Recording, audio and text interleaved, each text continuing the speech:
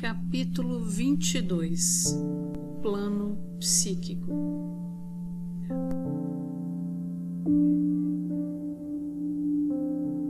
O estudante deve compreender que o denominado plano psíquico nada tem a ver com a espiritualidade. É unicamente uma faculdade de consciência humana que pode ser posta em jogo por aquelas pessoas que lhes prestarem suficiente atenção. Porém, adverte-se aquele que deseja entrar sozinho no plano psíquico, consciente ou inconsciente. É melhor que não houvesse vindo a essa encarnação, pois a fascinação dos fenômenos psíquicos é tão impregnante que todo aquele que se ancora nesse plano não se liberta dela nessa encarnação. Pode necessitar de várias encarnações para libertar-se. Em todo nível de consciência há um fragmento da verdade não compreendida, pois, se não houvesse, não seria possível sustentar-se. Só a verdade é eterna. A mentira existe, é possível, porém transitória. Deveis compreender que em todas as coisas, em toda atividade, há mais ou menos energia divina em ação, talvez mal usada, porém em ação. O estudante sincero não prestará atenção aos fenômenos psíquicos, visuais ou auditivos e deve compreender que deve atravessá-los diretamente pelo poder de sua vontade interior, a chama azul, e sua determinação, e entrar no cinturão eletrônico onde se expressa unicamente a verdade. Amado e amada estudante, enquanto explico este assunto, que é necessário, quero que tomeis a resolução de não sentir temor algum dentro do nível psíquico do pensamento e sentimento atua que se conhece como a força sinistra neste mundo. Algumas vezes almas que alcançaram esplêndidas vitórias interiores, não compreendendo a realidade do que estou mencionando, permitiram que sua atenção se detivesse ou fosse atraída para este nível, pelo fato de terem suas faculdades físicas despertadas prematuramente, e ainda pela razão de que uma semelhança da verdade e alguns fenômenos lhes foram apresentados para atrair sua atenção. Mas, se prestarem a devida atenção, verão que essa semelhança com a verdade desaparece. Um dos atributos mais fascinantes desse plano é o das falsas profecias, as quais fazem com que o indivíduo faça outras mais audazes ainda. De vez em quando se cumpre alguma para manter a atenção mais fortemente. Junto com isto, há uma substância que é introduzida no cérebro. Não posso explicar mais agora. O que torna impossível mesmo ao mestre interferir para ajudar, porque implicaria atuar contra o livre-arbítrio da pessoa que aceitou a situação. Há alguns casos em que a pessoa compreende o erro antes que seja demasiado tarde e ante sua intensa chamada para ser libertado. Um dos irmãos ou irmãs é enviado para este fim. Ocasionalmente, há alguém que, por sua grande pureza, passa através desse plano sem conhecê-lo ou contatá-lo. Este indivíduo é realmente muito feliz. As forças neste plano trabalham diretamente sobre a natureza sensorial e sobre as paixões do indivíduo, porque é mais fácil chegar ali. Aqueles que perderam o poder controlador, domínio sobre as suas paixões, ira ou sexo, se enredaram na esfera psíquica do pensamento e sentimento e abriram assim as portas de seu belo e maravilhosos templos de Deus Criador, para que os intrusos espíritos obsessores se apossem. Através dessa porta aberta, essas forças psíquicas penetram, intensificando suas paixões até uma condição incontrolável. Melhor seria que o indivíduo pisasse em uma cobra cascavel. Uma vez enredado nessa esfera psíquica, quase sempre fica preso por muitas encarnações. Por que isto? Porque imprimem gravações em seus mundos mentais, das quais não sabem como se libertar. Portanto, estas almas nascem de novo com iguais tendências até depois do segundo e terceiro nascimento. São as criaturas depravadas que podem ser encontradas em qualquer lugar que se vá. Às vezes, a influência é suficientemente maliciosa para se ocultar no mundo externo durante muito tempo, efetuando sua obra nefasta em segredo.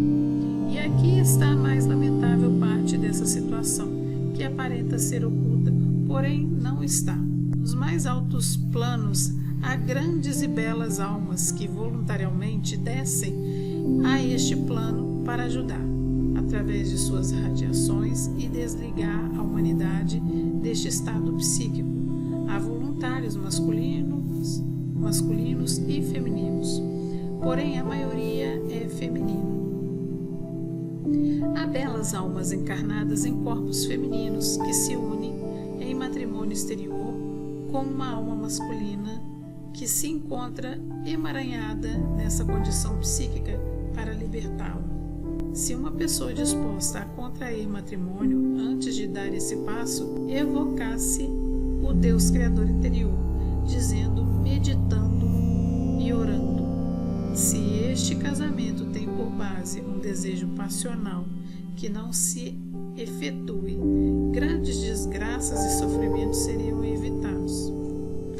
E agora a parte essencial de tudo isso, aquele que por seus próprios esforços ou pela instrução que recebe, chegam a compreender exatamente o que significa a magna presença Eu Sou. Ou seja, o verdadeiro ser de cada um. E se firmarem nessa verdade, nunca mais serão arrastados a essas discórdias, a menos que se ofereçam para servir voluntariamente de acordo com os mais altos planos de atividade, onde sabem exatamente o que estão fazendo.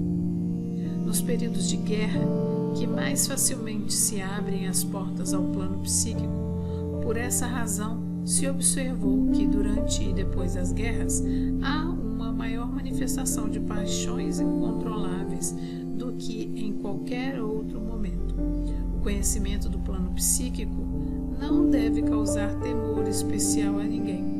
Se em dado momento os estudantes tornam-se conscientes de estar atravessando este plano, deve instantaneamente afirmar: eu sou a presença mestra, controladora e sempre vitoriosa. E instantaneamente se encontrarão com toda a força necessária para enfrentar as aparências e atravessá-las serenamente, sem temor. E Yeshua sugeriu que esta explicação seja dada a todos os estudantes quando entram na radiação tríplice. Esta radiação tríplice significa que ele sempre carrega sua radiação com a tríplice, atividade do Pai, Mãe, do Filho e do Espírito Santo, ou a presença Eu Sou. Astrologia e feitiçaria. Uma das coisas mais tristes que tenho a dizer. Aqueles que se dedicam a fazer horóscopos e feitiços estão inconscientemente ligando-se à rede psíquica, tornam-se sensíveis às condições adversas que existem só no plano psíquico, emaranhando-se nelas. Estas são umas das atividades mais lamentáveis, porque o ser está inconsciente de se ter aberto uma crença que passarão a envolvê-lo até o ponto em que nenhum argumento nem raciocínio fará mudar de convicção. Nos passados 20 anos, entre parênteses, isso foi escrito em 1932, a astrologia e a feitiçaria foram usadas para este propósito. Muitas vezes o pensamento ou radiação do plano psíquico prediz, através da astrologia e feitiçaria, certas condições que se manifestarão para o indivíduo e que não poderão ser evitadas. Mesmo que não seja dito em palavras, a radiação se fará sentir. Esta é uma das razões que fez ocorrer o cataclismo da Atlântida e porque os atlantes se negaram a escutar a voz dos mestres de sabedoria que os alertavam. Eu compreendo, amados estudantes, que, se vós interessais por horóscopos e feitiços, podeis pensar que sou severo, porém não é assim. Meu amor por vós é suficientemente grande para vos dizer a pura verdade. Se não acreditais, tereis que continuar vosso próprio caminho, já que sois um ser com livre arbítrio, o qual não tenho desejo de atacar, exceto para dizer-vos que tenho o privilégio de apontar-vos o caminho. Aqueles que se apegarem tenazmente à sua presença eu sou, não terão por que temer essas coisas, porque a presença eu sou corrigirá e os manterá firmes no verdadeiro caminho da luz, subindo a escada de acordo com passos firmes, precisos, até adquirir seu domínio pleno e perfeito. Asseguro-vos, amados, que meu coração se compadece por aqueles que estão escravizados pela astrologia e feitiçaria, pois estão tão cegos no espinhoso caminho que pisam, que quando a dor dessas feridas for insuportável, eles clamarão ao céu e com todo o ser rogarão: Deus Criador, ensina-me o caminho verdadeiro.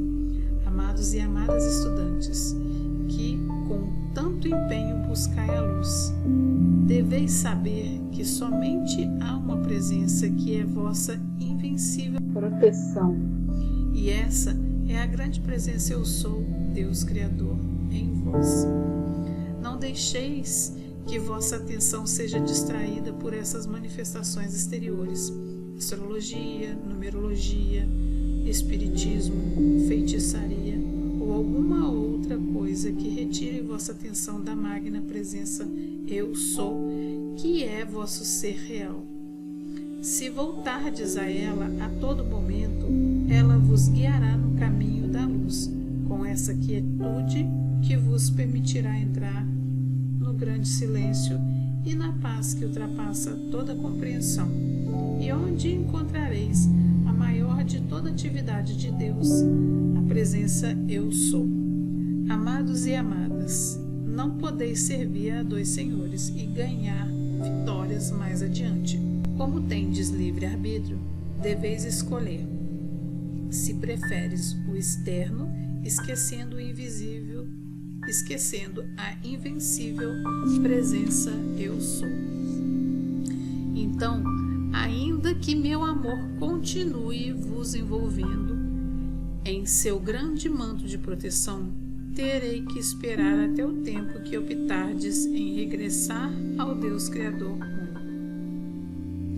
Se escolheis vossa presença eu sou e permaneceis nela, vossas lutas logo terminarão. Ficareis circulando nessa esfera de paz, harmonia e perfeição, de onde observareis o mundo externo com grande compaixão, porém nunca com lamentações que sufocariam vosso próprio crescimento. Isto nos recorda a antiga citação: buscai o reino dos céus e tudo o mais vos será dado por acréscimo. Este reino dos céus é a grande presença eu sou, vossa única realidade, que é o dono e doador de todas as coisas criadas e manifestadas. Não é estranho, amados e amadas estudantes, que se possa andar tanto tempo na discórdia e na limitação, quando a todo momento a presença mestra da luz, a presença eu sou, caminha ao nosso lado, esperando que nos voltemos para ela e recebamos suas suas radiantes e gloriosas bênçãos de perfeição em todas nossas manifestações exteriores? Tal é o vosso privilégio, amados e amadas, ainda que lamente por alguns não sentirem ainda a verdadeira importância de sua presença eu sou e ainda busquem as coisas externas. Continuo esperando, envolvendo-os em meu amor, porque eles têm livre arbítrio. Talvez eu seja um pouco antiquado, porém quando vejo indivíduos tão bons e tão corretos, quisera mantê-los abraçados a mim até que sintam a presença eu sou neles. Porém, isso não me é permitido, pois sei muito bem que todo aquele que sente o desejo de ligar-se ao externo deve fazê-lo até que já não sinta mais esta necessidade. Os estudantes devem compreender que não podem dividir a atenção entre o externo e a presença eu sou, porque isto representa a casa dividida contra ela mesma, cedo ou tarde cairá. Toda grandeza depende da presença eu sou, nela está toda a força, o valor e o poder, ela é que deve governar a forma. Se esses abençoados pudessem realizar este grande privilégio que está a seu alcance, em pouquíssimo tempo estariam liberados de toda limitação. A verdadeira situação desta comunicação é a seguinte: quando os estudantes perguntam se lhes é permitido ouvir estas comunicações, adquirem o direito de saber o que implica este tipo de trabalho. Deveis saber que isso não é frequente. Enquanto o estudante não sabe o que Deus Criador único e verdadeiro está vivendo no seu interior, que é sempre, foi e sempre será perfeito, entre parênteses, e o eu sou é a sua presença. Sua mente e seu corpo continuarão em um estado de desajuste. A estrutura atômica é um instrumento mecânico cuja inumeráveis partes devem trabalhar em harmonia e perfeita cooperação, umas com as outras. Os estudantes não compreendem que quando um trabalho específico deve ser feito, tem que haver uma preparação definida. O ajuste necessário do corpo e cérebro do estudante leva semanas, meses ou anos, dependendo das necessidades do indivíduo. Jamais na história da preparação do estudante se permitiu a ele entrar no círculo eletrônico interior do mestre. Aos estudantes se ensina a aplicação, porém nunca penetram no círculo eletrônico do próprio mestre. 30 anos foram necessários para preparar o círculo eletrônico para este trabalho de comunicação. Não importa quão bela seja a radiação e o amor do indivíduo, nós não temos tempo para prepará-lo